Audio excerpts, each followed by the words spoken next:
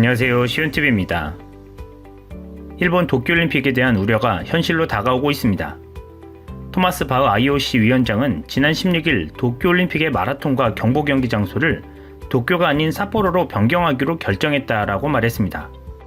이유는 무더위로 인한 선수들의 안전이었습니다. 올해 같은 기간 기온이 모두 30도를 넘었고 특히 6일간은 35도를 넘었기 때문입니다. 도쿄올림픽 조직위원회는 그야말로 멘붕 상태에 빠졌습니다. 도쿄올림픽의 꽃이라 불리는 마라톤 코스에 매우 신경을 써왔고 무더위에 대비해 선수들이 뛰게 될 도로에 열 차단제를 입히는 데만 3,200억 원을 쏟아부었기 때문입니다. 하지만 토마스 위원장의 결정으로 모든 게 물거품이 되었습니다.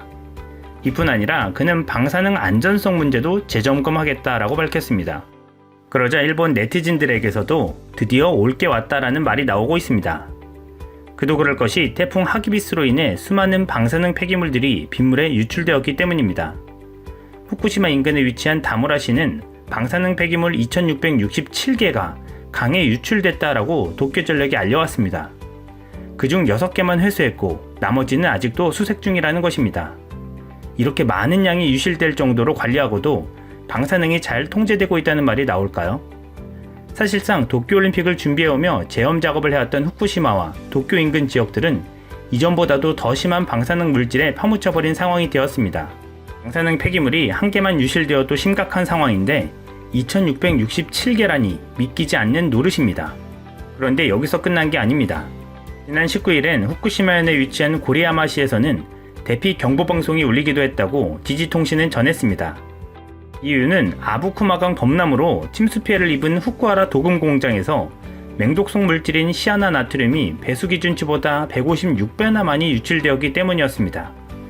지지통신은 16일에도 또 다른 공장에서 같은 종류의 독극물이 유출되었다고 전했습니다. 이렇게 위험한 상황에 처한 도쿄에서 올림픽을 준비하고 있다는 게 믿기지 않습니다. 일본 아베 정부의 이러한 부실한 방사능 관리에 대해 국제사회에서 우려의 목소리가 나오고 있습니다. 뉴욕타임즈는 이곳의 태풍 피해 지역은 보다 집중적으로 정화 작업이 이루어져야 한다라고 했고 토마스 바흐 IOC 위원장도 지난번엔 방사능으로 인한 문제가 없다라고 했다가 이번엔 태풍으로 인한 방사능 문제에 대해 다시 한번 상황을 재점검할 계획이라고 밝혔습니다. 우리나라에서도 일본 방사능 폐기물 유실로 인한 오염 우려가 극대화되면서 일본산 수산물 전면 수입 금지를 위한 결의안이 국회에 제출됐습니다. 일본 도쿄 인근 지역들만 연이어 타격한 태풍들로 인해 이 방사능 문제가 수면 위로 다시금 올라왔습니다. 아무리 이야기해도 방사능으로 인한 문제가 없다라고 말하던 IOC 위원장도 태풍 하기비스로 인한 명백한 유출 사고를 보았기 때문에 올림픽 개최의 위험성을 깨닫는 모양새입니다. 이제 도쿄올림픽까지 280여일 남은 상황에서 방사능 폐기물 더미로 뒤덮인 일본의 현 상황에 대해 IOC는 어떠한 결정을 내리게 될지 귀추가 주목되고 있습니다. 이상 시온TV였습니다.